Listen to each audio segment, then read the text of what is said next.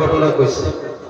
এই সাহাবা ডাক দিয়ে কয়, হুজুর গো, আমি যেদিন মুসলমান হয়েছিলাম এদিন শুক্রবার ছিল কিনা? কহা জুম্মার নামাজের খুতবার মধ্যে দাঁড়ায় আপনি বলছিলেন যে নাকি ঈশার নামাজ জামাতে পড়লো আর যে নাকি ফজরের নামাজ আয়েশা জামাতে পড়ে সে যেন সারা রাত জায়গা থেকে নামাজ পড়লো।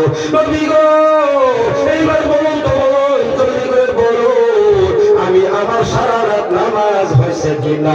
নবী মুস্কি হাসি দিয়া কয়, তাই তো ঠিক। সুবহানাল্লাহ। 2 নম্বরে বলতেছে, নবী গো, আপনি বলছিলেন যে এই মানুষটা 1 মাস রমজান শরীফের রোজা রাখার পরে শাওয়ালের চাঁদ আসে, শাওয়ালের চাঁদের মধ্যে 6টা রোজা রাখে। আমরা কই সাক্ষীর রোজা কয় না ভাই? এই রোজা 6টা যদি রাখতে পারে গো, সে যেন সারা বছর রোজা রাখছে। নবী গো, আপনি বলুন বলুন বলুন, আমি সারা বছর রোজা রাখছি কিনা? নবী মুস্কি হাসি দিয়া কয়, তা তো ঠিক করেছো। এইবার সাহাবারা দিয়ে কয়, নবী গো, ইয়া রাসূলুল্লাহ, শেষ কথা আপনি বলছিলেন কি কি বললেন? একটা হলো নামাজ, একটা হলো রোজা, আর আপনি একটা বলছিলেন কোরআন খতম, বলছিলেন কিনা?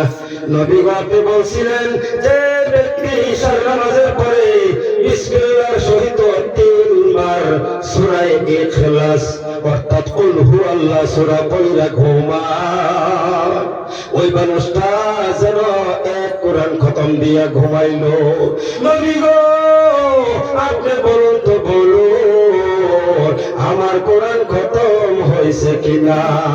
নবী আমার ডাক দিয়ে কইছে, আমার বুকের সাথে ধারণ করিয়া গালে চুমা দে, কপালে চুমা দিয়া বলতেছে, সাহাবারে, আমার আসাবে সোফার মধ্যে খানা নাই, ব্যবস্থা নাই, শক্তির মধ্যে বৈশা, সিরা শক্তির মধ্যে বৈশা তুই যে এমন নেকের কাজ করবি রে সাহাবা, আমি নবী ভুলেও ভাবতে পারি নাই।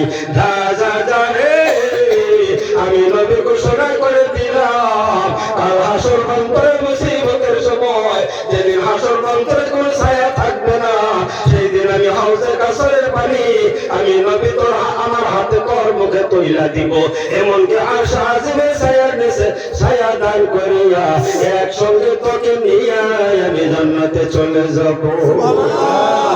আমার ভাইরা।